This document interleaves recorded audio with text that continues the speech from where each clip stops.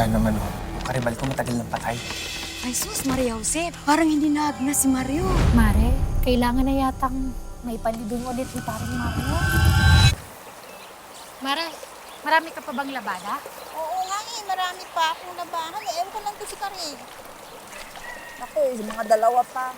Dalawa? Karing-karing!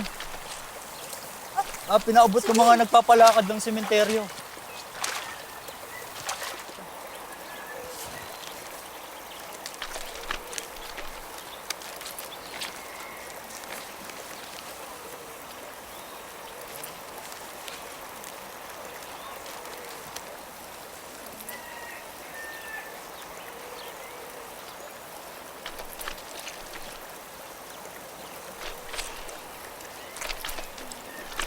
Si paring Andoy nga rin, nabigyan din ng sulat.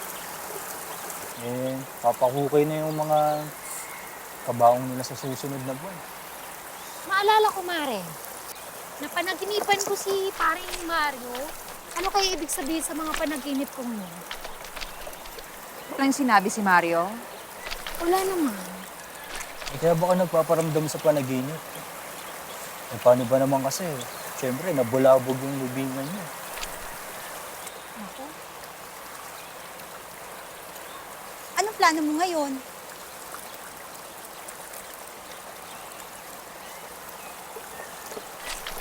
Ano pa nga ba? Maghahagilap ng kwarta. Mangungutang ka na naman. Alam mo kung ako sa'yo, mag-asawa ka uli.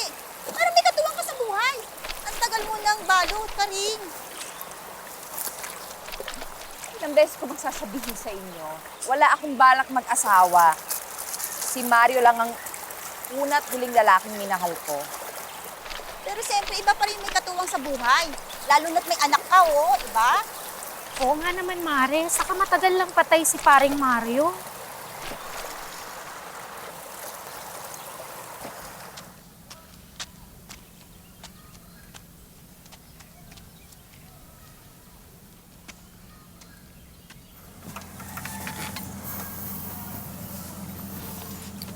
Balo ka.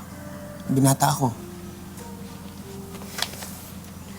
Siya naman oh. Yung karibal ko matagal ng patay.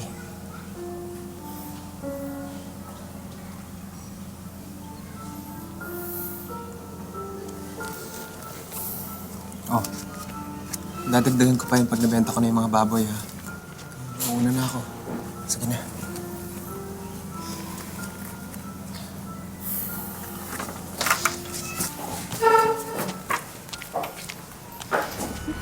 Si Mario?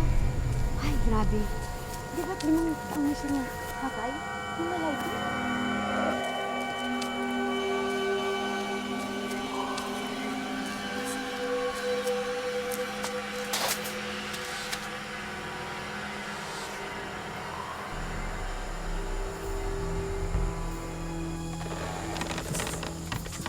Ay sus, Maria Jose. Parang hindi na si Mario. Ay, grabe. Di ba't 5 taon na siyang namatay? Ay, naku ka. Hindi ba? Nabanggit ko sa'yo na napaginipan kong buhay si Mario. Diyos ko, baka ito na ngayon gusto niyong ipahiwatig?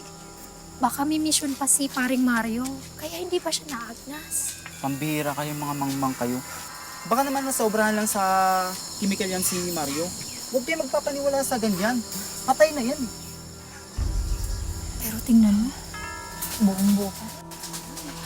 Pakibuhat si Mario.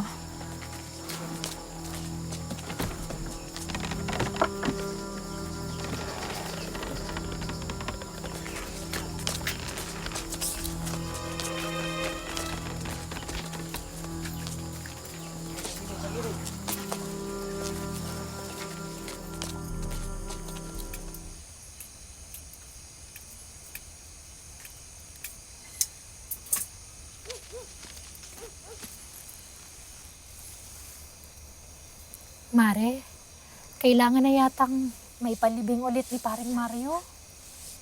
Para saan? Umuwi si Mario sa amin. Hindi ko siya ibabalik sa lupa. Anak, andito ka na pala. Tatay mo, oh. Hindi ka magbano ka. Ni, magmano ka? Ma, Hindi ka dito, anak. Huwag ka matakot. Tatay mo yan, ni. Ikaw talaga. Sige na, magmano ka na.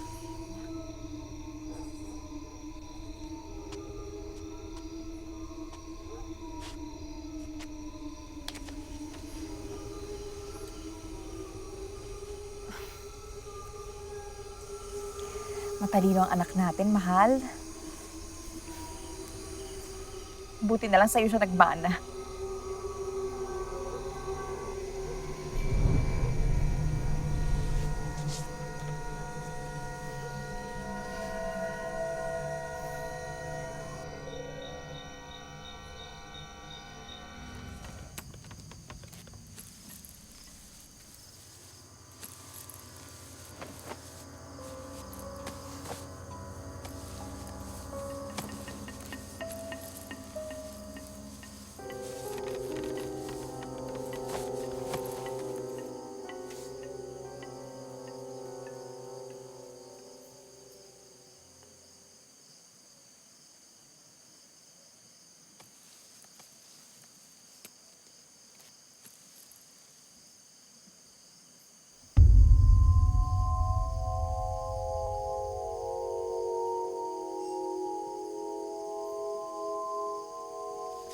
Magandang gabi po.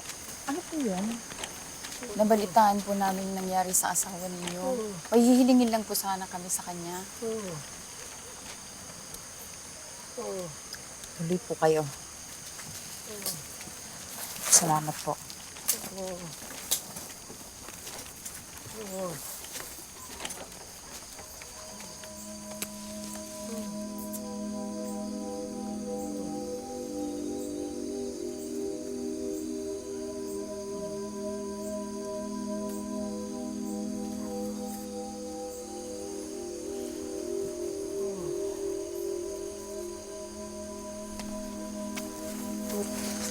Maraming salamat po sa paunlak po ninyo, Mrs. Salamat din po.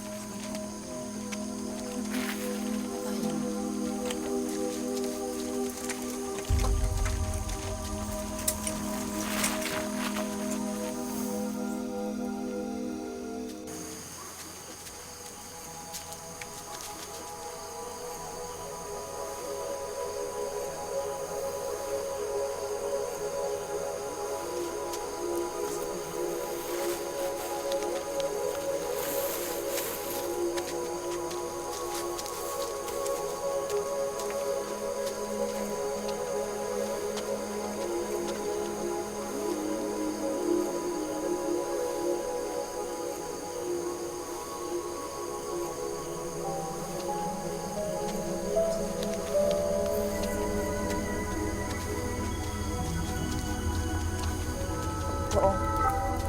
Sulat mo, donasyon. Papa, Kita mo, anak, gumawa ng paraan ng tatay mo na matustusan ang pag-aaral mo.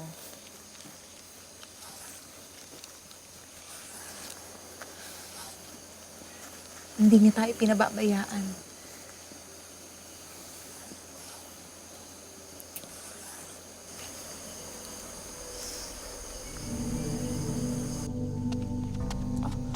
Anak, tamang-tama, nandito ka lang. Sige na, ipasok mo yung mga gamit mo sa loob. Dali, kakain na tayo.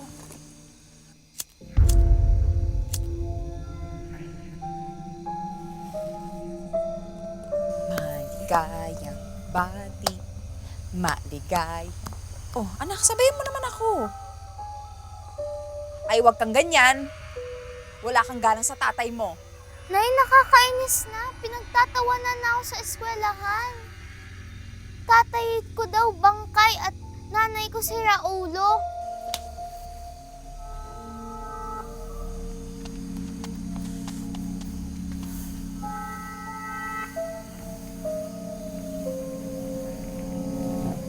Sumangkunik kasi ako sa mga pare at saka sa iba't ibang mga kakilala ko dun sa Maynila. Sabi nga nila, siguro daw masyadong maraming nailagay na formalin o di kaya dahil sa sobrang init ng lupa. Ang sigurado, may paliwanag kung bakit ganyan siya. Sana wag mong isipin o paniwalain yung sarili mo na nabuhay pang asawa mo.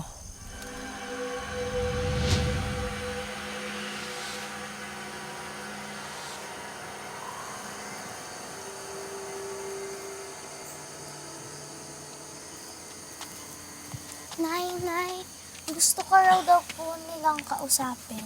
Diyos mio, ang kukulit. Sige na, sige na.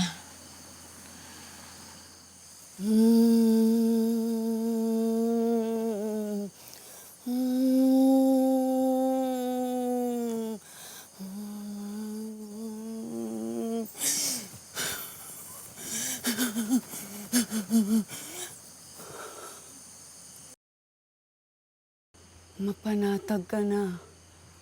Hayaan mo na akong tumawid sa kabilang buhay. Malayain mo na ako, Karing.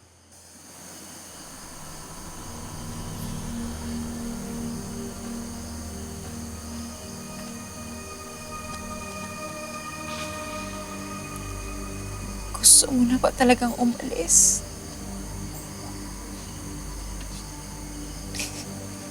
Iiwan mo na kami ni May. Oo, Karing.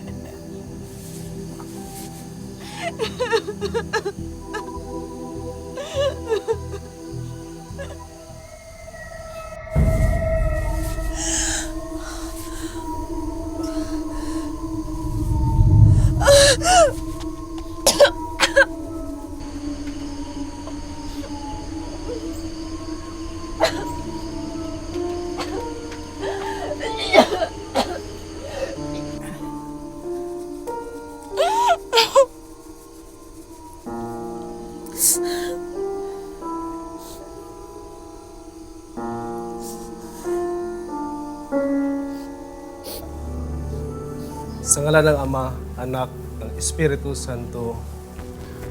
Amen.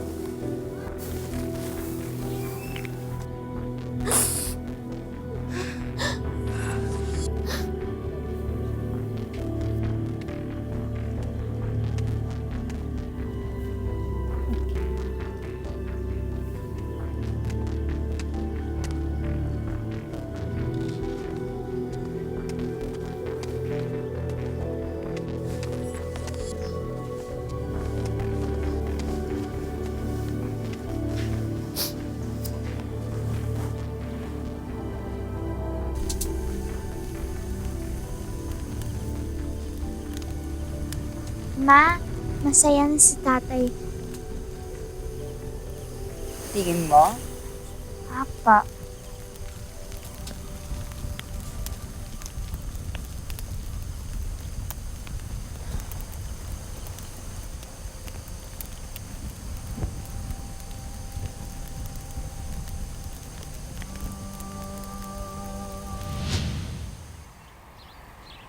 Karing, para sa'yo. Salamat. Ako na yan.